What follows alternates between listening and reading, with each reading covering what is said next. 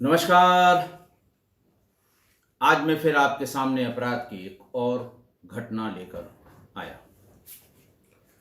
आज के अपराध की घटना पुरानी है, लेकिन खुलासा हालिया है, हाल फिलहाल का है।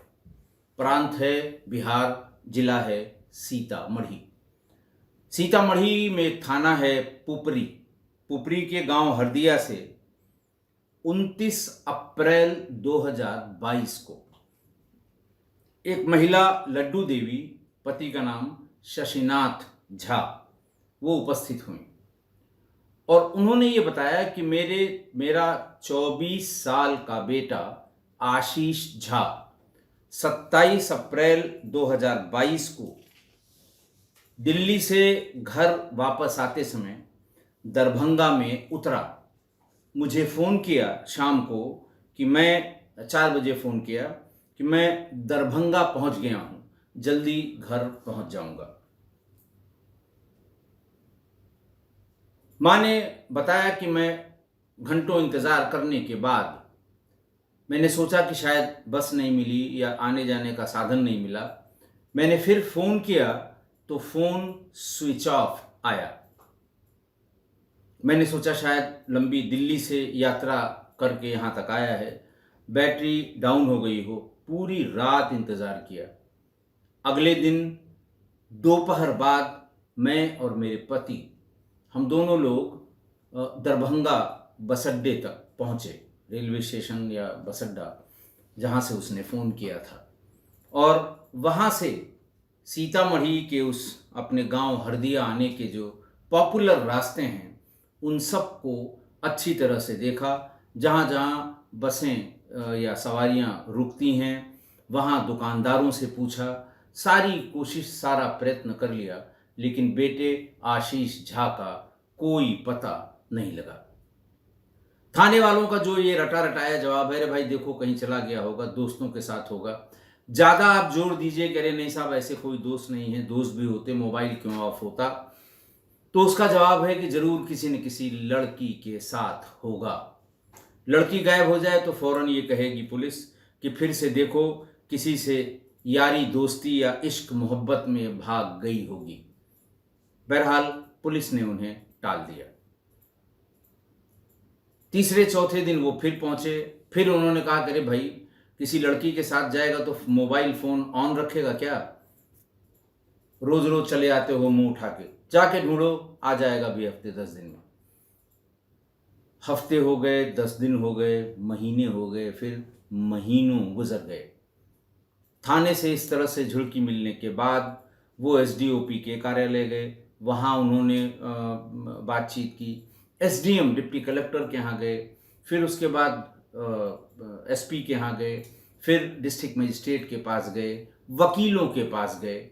सब जगह धक्के खाते वो अपनी बात कहते, रोते बिलखते, लेकिन कहीं भी उनके बेटे आशीष का पता नहीं चला। अंत में उन्हें पता लगा कि उनके ज़िले में, सीतामढ़ी में, एक नए एसपी आए हैं, मनोज कुमार तिवारी।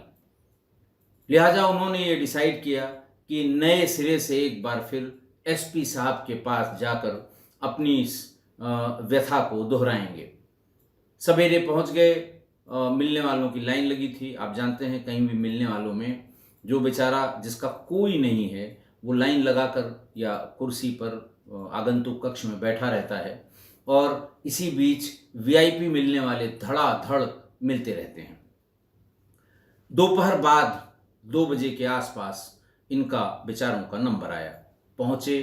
कप्तान साहब ने बहुत ही पेशेंस से इनकी समस्या को सुना। इन्होंने बताया, साहब 2 साल हो गए, हमारे बच्चे का यही नहीं पता लग रहा है कि वो दुनिया में है भी कि नहीं है। अगर नहीं है तो उसके अवशेष मिले हमें, उसकी बॉडी मिले हमें, और अगर है तो ये पता लगे कि क्यों हम लोगों से दूर, क्योंकि हम लोगों से कोई झगड़ा नहीं था, हम लोगों से कोई उसकी बातचीत नहीं ऐसी हुई थी कि वो घर छोड़कर चला जाए, न ही हम लोगों की जानकारी में ऐसा कोई कारण है कि वो हमको छोड़कर कहीं और चला जाए।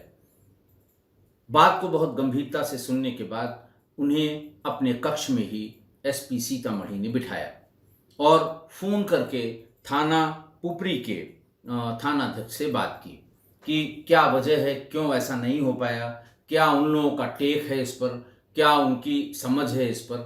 तो फ़ोन सुनते ही उन्होंने कहा कि साहब जवान लड़का था 24 साल का, कहीं चला गया। हम लोगों ने भी बड़ी कोशिश की, लेकिन घर वालों ने ज़्यादा कोशिश नहीं की, यानी उनके प्रयासों में कमी थी। अगर उन्होंने अच्छी तरह से प्रयास किया होता या पुलिस की मदद की होती तो हम लोग अब तक ढूंढ लेते। वही बने बनाए किस्से, बने बनाए रेडीमेड बहाने कि साहब वो इन्हीं की गलती थी, इनसे मैंने ये मांगा था, इनसे मैंने वो मांगा था, ये नहीं बता रहे हैं, वो नहीं बता रहे हैं, जबकि ये सिर्फ टालने वाली बातें होती हैं। उसका फ़ोन नंबर था, फ़ोन के कॉल डिटेल को निकलवाना चाहिए था, लोकेशन को मैच करना चाहिए था कि दरभंगा से उसने अपनी माँ को फ़ोन किया था। अंतिम कॉल यानी जब माँ को फ़ोन किया था तो लोकेशन उसकी जहाँ से उसने फ़ोन किया था वहाँ आनी चाहिए। वहाँ के बाद कितनी दूर पर वो स्विच ऑफ हुआ, स्विच ऑफ जहाँ हुआ है उसके आसपास क्या परिस्थितियाँ थीं, उनको जोड़ा जाना चाहिए उसके दैनिक दिनचर्या से या परिवार से या गांव से, तब पता लगता। लेकिन बस वही है कि काम नहीं करना है, मेहनत नहीं करनी है, हाथ पैर नहीं चलाना है, कोशिश नहीं करनी है, इसलिए इधर उधर की बातें करके टाल दी गई। एसपी मनोज तिवारी को ये समझने में देर नहीं लगी कि लापरवाही पुलिस की ही है। उन्होंने फौरन इंस्पेक्टर से कहा कि मैं दरखास्त भेज रहा हूँ, इसमें एफआईआर के आदेश कर रहा हूँ, ये एफआईआर आप फौरन दर्ज कर लें। उधर से इंस्पेक्टर ने कहा कि साहब वो गुमशुदगी लिखी है मैंने, मैं उसी को तरमीम कर दूंगा। उन्होंने कहा बिल्कुल नहीं, 2 साल हो गए, अगर आपको तरमीम करना था तो पहले ही तरमीम करके इसकी विवेचना करते।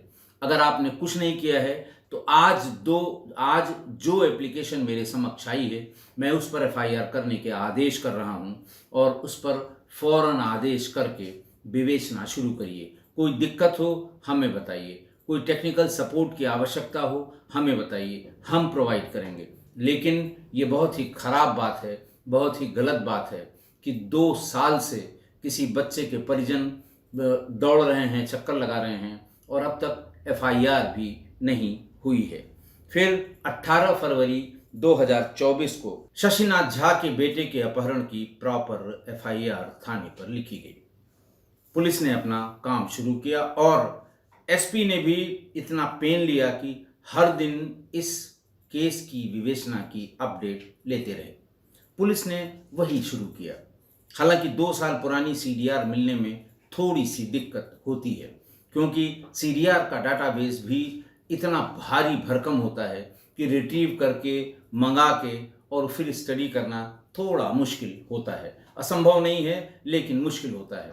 हुआ फिर वही, लड़के की गुमशुदा की सीडीआर निकाली गई। अंतिम लोकेशन उसने जहाँ से अपनी माँ को फ़ोन करने को कहा था वही लोकेशन आई। फिर पुलिस ने ढूंढना शुरू किया। गांव में जब गए और पता लगा तो पता ये लगा कि वहाँ गांव की ही एक लड़की से इसके संबंध थे। अच्छा, पता भी किसने बताया या जानकारी भी किसने दी? यंगस्टर्स ने कहा कि जब से इस लड़की की शादी हो गई थी तब से अपने फेसबुक पर इस लड़की के साथ की अपनी फोटो आशीष पोस्ट करता रहा था। दोस्तों ने मना भी किया कि भाई अब उसकी शादी हो गई, वो अपने घर चली गई, पति के साथ है, ससुराल वाले हैं, अब तुम्हारी इन फोटो का कोई औचित्य नहीं है और ये गंभीर परिणाम की तरफ भी तुमको ले जा सकते हैं। लेकिन वो नहीं माना। उसके बाद क्या हुआ ये पता नहीं है। पुलिस ने फौरन उस लड़की के घर वालों से पूछताछ की। पूछताछ में ये पता लगा कि इसकी शादी दरभंगा के ही एक राजीव कुमार नाम के लड़के से हुई है, जो बहादुरपुर का रहने वाला है और बहादुरपुर से थोड़ा पहले ही उसकी अंतिम कॉल आई थी। पुलिस ने कड़ी से कड़ी को जोड़ना शुरू किया। बहादुरपुर पहुंचकर वहां भी पता लगाया गया तो ये पता लगा कि साहब ये जो लड़की का जो पति है राजीव कुमार, उसके कुछ मित्र भी हैं जो यहीं रहते हैं और मित्रों के नाम वहाँ सार्वजनिक रूप से पता लग गए। राजीव कुमार मिश्रा, मोहन कुमार नीरज कुमार झा। पुलिस ने इनमें से जैसे ही पुलिस आई, खोजबीन शुरू हुई, अखबारों में ये निकल गया कि 2 साल बाद एक बच्चे के अपहरण की एफआईआर लिखी गई है। जिसके मन में चोर होता है वो हमेशा आंख और कान दोनों खुले रहता है कि अब लगता है कि हमारी तरफ पुलिस बढ़ रही है या इशारा हो रहा है। तो सारे लोग भाग गए और अंत में अरविंद कुमार को गिरफ्तार कर लिया पुलिस ने और अरविंद से पूछताछ शुरू हुई। बाकी लोग कहाँ हैं? आप जानते हैं कि साधारण रूप से अगर पूछा जाएगा तो आदमी सबसे पहले छूटते ही बताएगा कि अरे साहब, ये लोग झूठ बोल रहे हैं, मैं तो उस दिन रांची में था, मैं तो पटना गया था। पहला जवाब, आप जो पुलिस अधिकारी, हमारे बहुत सुधी श्रोताओं में पुलिस अधिकारी भी हैं, अगर किसी ने किसी मुलजिम से या एक्यूज से अच्छी तरह इंटरोगेशन की है तो आप जानते हैं कि छूटते ही पहला काम तो ये बताएगा मैं था ही नहीं, मैं मौके पर ही नहीं था। ये कभी कोई नहीं बताया कि नहीं साहब मैं मौके पे था लेकिन घटना मेरे सामने नहीं हुई थी। बिल्कुल पहली फुर्सत में बता देगा कि मैं वहाँ पर था ही नहीं। बहरहाल वही अरविंद कुमार के साथ फिर वही हुआ जो होना चाहिए था। पुलिस ने कस के सांस्कृतिक कार्यक्रम किया और थोड़ी देर, चूंकि समय लंबा हो गया था, तमाम बहाने उनके जहन में चल रहे होंगे कि पुलिस पकड़ेगी तो हम क्या बताएंगे। इनको बताया, उनको बताया, इनको पता है, उनको पता है। पान की दुकान पे उन्होंने कल ही हमसे ये जिक्र किया है कि उसका ये हो गया है, उसका वो हो गया है।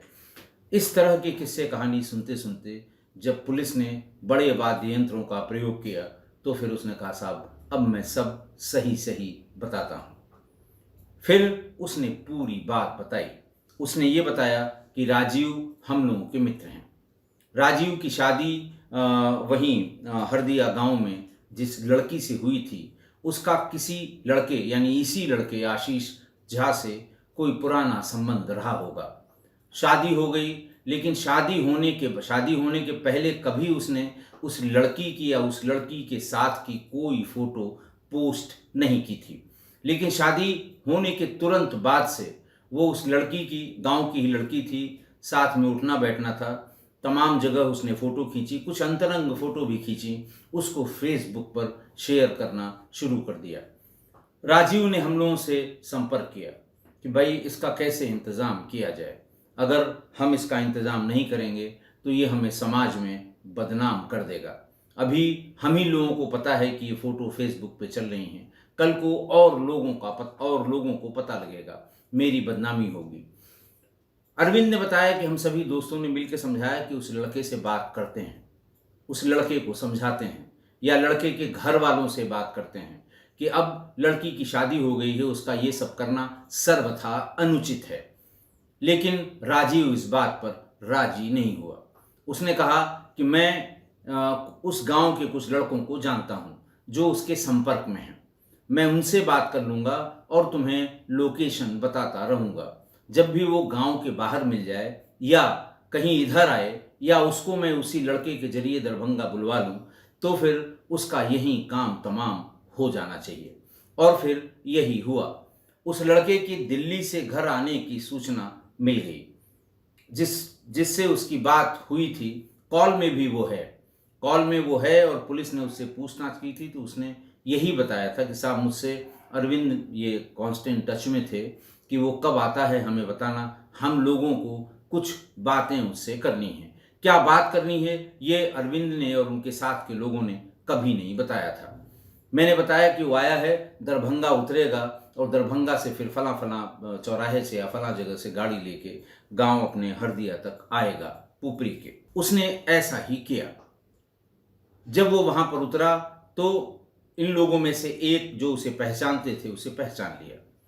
जब वो थोड़ा आगे निकला तो उसे पकड़कर अपनी गाड़ी में बिठा लिया। उसने चिल्लाने की कोशिश की, उसका मुंह बांध दिया, उसका आंखों में पट्टी लगा दी, हाथ पैर बांध लिए और अपनी गाड़ी में बिठा लिया। मतलब ये कोई बहुत ही असामान्य बात नहीं है, कम से कम बिहार के लिए। अपहरण कर लेना या मार देना आप हर दिन ऐसे किस्से पहले तो बहुत ज़्यादा थे, थोड़ा सुधार हुआ, लेकिन अभी भी ये किस्से बार बार जिले जिले दोहराए जाते हैं। ले गए, उसके बाद उसे मार डाला। मारने के बाद बहादुरपुर के ही एक बाग में गहरा गड्ढा खोदकर उसे उसमें डाल दिया, मिट्टी पूरी डाल के उसे प्लेन कर दिया। उसके ऊपर तमाम घास फूस छप्पर तक पुराने जो मिल गए वो डाल दिए, ताकि दूर से ये पता न लगे कि यहाँ की मिट्टी ताजी ताजी खोदी गई है। उसके बाद उसको वॉच करते रहे, वहाँ न कोई आने जाने वाला था, और इसी बीच में पानी भी बरसा। पानी बरसने से वो फिर उसका ये मिट्टी का ये स्वभाव कि ताजी खुदी हुई है कि नहीं है, ये भी पानी बरसने के बाद ख़त्म हो गई। सब अपनी अपनी जगह निश्चिंत हो गए। हम लोगों को कभी सपने में भी नहीं लगा कि पुलिस हम तक पहुंचेगी। बात सीतामढ़ी की है। गाड़ा हम लोगों ने बहादुरपुर के पास एक बगीचे में दफनाया है, उसको गाड़ा है, दबाया है और मिट्टी के भीतर किया है। हम लोग बहुत इत्मीनान से थे। तभी एक दिन सीतामढ़ी के अखबारों में निकला कि 2 साल पहले गायब हुए लड़के की FIR नए कप्तान साहब ने दर्ज कराई। फौरन ये बात लीक होकर वहाँ पहुँची। कप्तान ने कुछ वहाँ मतलब सख्त टाइप का वो SP था, और उसके कई इस तरह की घटनाएं जो पुरानी थी और लोगों ने उसको ओपन नहीं किया था, वो उसने खोली थी। और फिर हुआ भी वही। एक दिन पुलिस हमारे गांव में आ गई, पूछताछ शुरू हुई। 2 साल पहले की बात थी। गांव वाले कुछ स्पष्ट नहीं बता पा रहे थे। पुलिस ने उसमें राजीव के दोस्तों में अरविंद को सबसे पहले स्पॉट किया, और फिर अरविंद से जो पूछताछ हुई मैंने आपको बता दी कि क्या क्या उसने बताया था। उसके बाद फिर एक एक करके सारे उठाए गए। पति राजीव कुमार, नीरज कुमार मिश्रा, मोहन कुमार, प्रदीप कुमार, ये सब गिरफ्तार किए गए। इन लोगों को लेकर एक टीम भेजी गई वहाँ पर दरभंगा। सीतामढ़ी से एक टीम दरभंगा भेजी गई, जहाँ पर शव के अवशेष को प्राप्त करने के लिए या शव के अवशेष को ढूंढने के लिए पुपरी के DSP अंतनु दत्ता और एक दंडाधिकारी और थे उनके साथ उस जगह पर जहां इन लोगों ने गाड़ना बताया था, उस जगह पर मिट्टी की खुदाई की गई। तो नीचे आशीष का पूरा कंकाल, मैं उस समय पहने गए कपड़ों के, बाकी तो कपड़े सड़ गए थे, लेकिन अंडरवियर की इलास्टिक और मोजा बिल्कुल सही सलामत था। उससे उसकी पहचान भी हो गई, DNA सैंपलिंग भी कर ली गई। बाद में DNA का मिलान कराया जाएगा फॉरेंसिक लैब में भेजकर। बहरहाल ये सब पकड़े गए, कंकाल बरामद हुआ, और इन लोगों की लिखा पढ़ी करके इन्हें जेल भेज दिया गया। माँ यही चीज़ बार बार, जब प्रेस कॉन्फ्रेंस हुई तो माँ उसकी मौजूद थी, लड्डू देवी, कि साहब यही काम उस समय भी हो सकता था, कम से कम हमें उसका शरीर देखने को मिलता। हम हर दरवाजे पर भटके हैं, पुलिस का कोई दरवाज़ा ऐसा नहीं है जहां हम लोगों ने 10-10 बार दस्तक न दी होगी, लेकिन किसी ने कोई सुनवाई नहीं की। और अंत में थोड़ी सी मेहनत में हमारे लड़के का कंकाल ही सही कुछ तो हमें मिल गया। आज की घटना देखिए, मृतक आशीष का गांव की ही एक लड़की से प्रेम प्रसंग चला, और जैसे हमेशा होता है कि पहले गांव वालों को पता लगता है, फिर लड़की और लड़के के घर वालों को पता लगता है। आप कहीं भी देख लीजिए, किसी मोहल्ले में अगर ऐसा कोई प्रेम प्रसंग चला तो सबसे पहले मोहल्ले वाले हल्ला करते हैं, और जब ज़्यादा हल्ला होता है तब माँ बाप कहते हैं अरे ये क्या हो गया, मतलब ऐसा बताते हैं जैसे उन्हें जानकारी ही नहीं है। जैसे ही लड़की के घर वालों को ये पता लगा कि गांव में इस तरह का हल्ला है, तो जैसे कि हाँ, एक सामाजिक परिकल्पना है, समझ लीजिए एक सामाजिक नियम बना हुआ है कि जब ये पता लगे कि लड़की का कहीं मतलब इधर उधर की बात उसके बारे में सुनने में आ रही है, तो फौरन उसके हाथ पीले कर दीजिए। मतलब इस संकट से निकलने का एक ही उपाय उस सामाजिक नियम में है कि फौरन शादी करो, अपने घर से इसे दूसरे के घर भेजो, वहां इसकी सुरक्षा करने के लिए इसका पूरा ससुराल और इसका पति मौजूद मिलेगा। अच्छा, अगर गांव के लोगों पर बहुत ज़्यादा कोई ध्यान न दे, यानी गांव की जो ये चिल्लपों है वो लड़की के घर वालों तक न पहुँचे या उनको जानबूझकर न सुनाई दे, तो ये समाज के जो 4 लोग होते हैं वो चलते रास्ते में उनको रोक कर ये बता देंगे कि लड़की की शादी कहीं कर दीजिए। अब थोड़ी थोड़ी बदनामी हो रही है।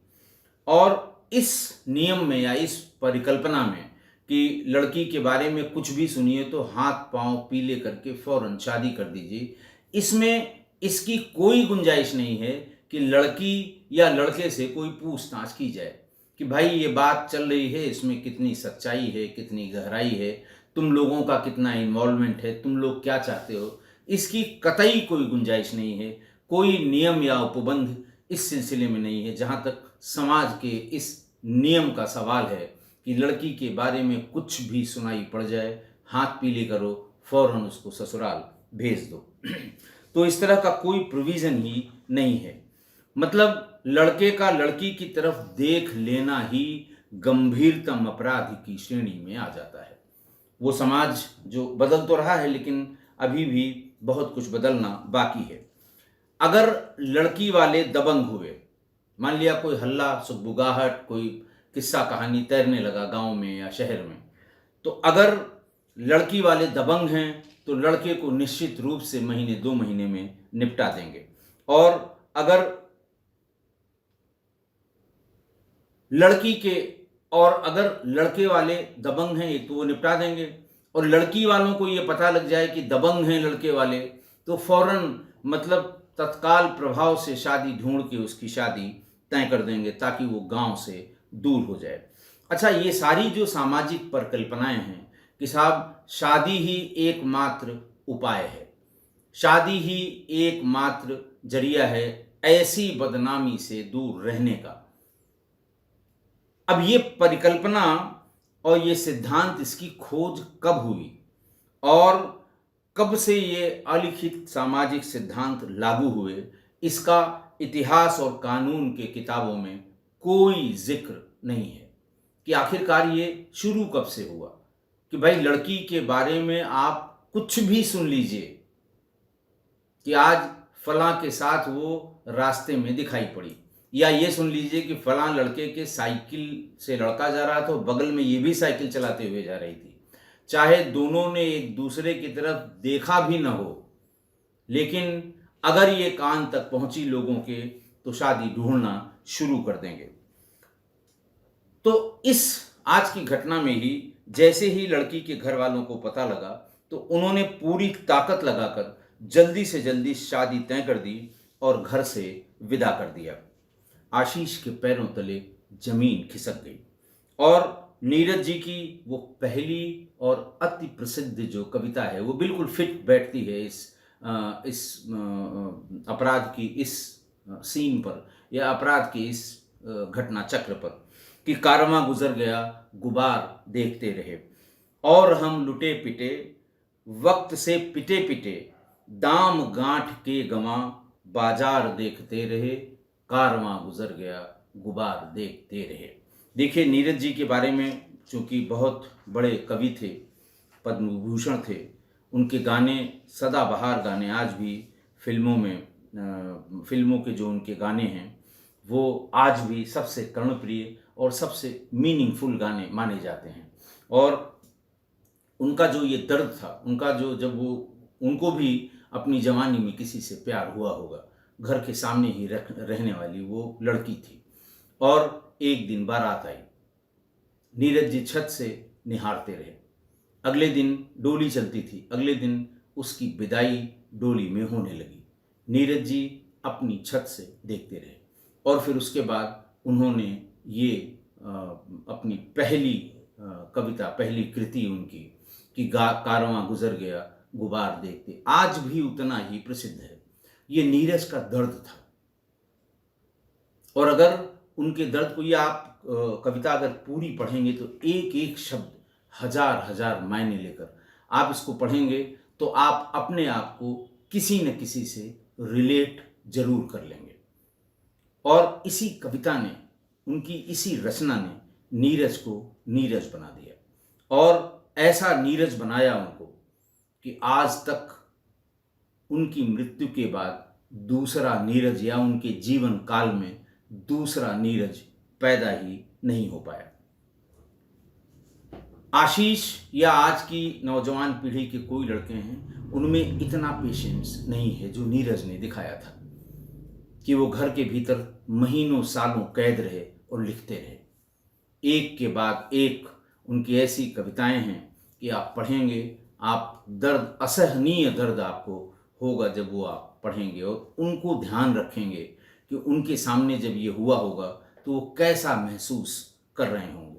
तो उनके पास पेशेंस था। लेकिन आज नीरज, आज आशीष झा या उनके जैसे तमाम और नौजवानों में या किसी नौजवान में अब उतना पेशेंस नहीं है कि वो कविता लिखना शुरू कर दें, शेर व शायरी लिखनी शुरू कर दें, कोई उपन्यास लिखना शुरू कर दें, कोई इस पर कहानी संग्रह लिखना शुरू कर दें। ऐसा पेशेंस अब किसी में नहीं है। अब तो एक लाइन का डायलॉग है जो बड़ा प्रचलन में है कि अगर मेरी नहीं हुई तो मैं किसी की नहीं होने दूंगा। तमाम फिल्मों में ये डायलॉग हैं और तमाम आप फेसबुक के पोस्ट देखिए कि क्या क्या लंतरानियाँ वहाँ इस उम्र के लड़के करते हैं। और ज़्यादातर नाकाम प्रेमी जितने हैं वो यही डायलॉग मारते हैं, बिल्कुल यही गाना गाते रहते हैं, राग झिझोटी की तरह कि साहब मैं किसी का नहीं होने दूंगा। आशीष चूंकि सोशल मीडिया पर विचरण करने वाला प्राणी था, उसने ये दिमाग लगाया कि लड़की से उसके अंतरंग संबंधों के समय की फोटोग्राफ अगर उसके पति तक पहुंच जाएगी तो पति उसको निकाल बाहर करेगा और जब वो उसको वहाँ से निकाल बाहर करेगा तो बिल्ली के भाग से ही छींका टूटेगा और वो भाग के मेरे पास आ जाएगी।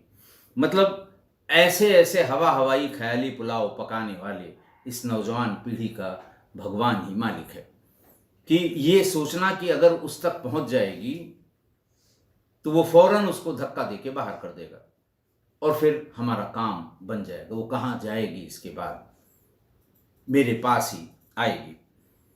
तो उसने उस अंतरंग पलों के जो फोटोग्राफ उसकी मोबाइल में कैद थे उसने एक एक करके फेसबुक पर पोस्ट करना शुरू किया और जैसा वो चाहता था कि ये फोटोग्राफ उसके पति के पास तक, राजीव कुमार के पास तक पहुंच जाएं, तो वो राजीव कुमार को उनके दोस्तों ने पहुंचा दी। उसे उम्मीद थी कि राजीव कुमार रिएक्ट करेगा, किसी को मेरे पास भेजेगा, फिर मैं उसे और जो फोटोग्राफ है वो दे दूंगा तो फौरन वो उसको निकाल बाहर करेगा। लेकिन राजीव कुमार ने वो शांति से, उसने उससे कोई संपर्क नहीं किया। वो इंतज़ार ही करता रहा कि अब संपर्क होने वाला है, लेकिन कोई संपर्क नहीं किया। अपने दोस्तों से संपर्क किया और फिर बिल्कुल कोल्ड ब्लडेड प्लान करके उसको दरभंगा के रास्ते से उठा लिया, अपहरण किया, मार दिया, उसके बाद खोद के एक बगीचे के भीतर जमीन में गाड़ भी दिया। मतलब उसने इनको ऐसा निपटाया। ये आशीष, ये दिमाग में आशीष के ये था कि ऐसा करने से ऐसा हो जाएगा और आ जाएगी। लेकिन दूसरा इसका जो पहलू हुए, कभी नहीं सोचा कि शेर को सवा शेर भी मिलते हैं।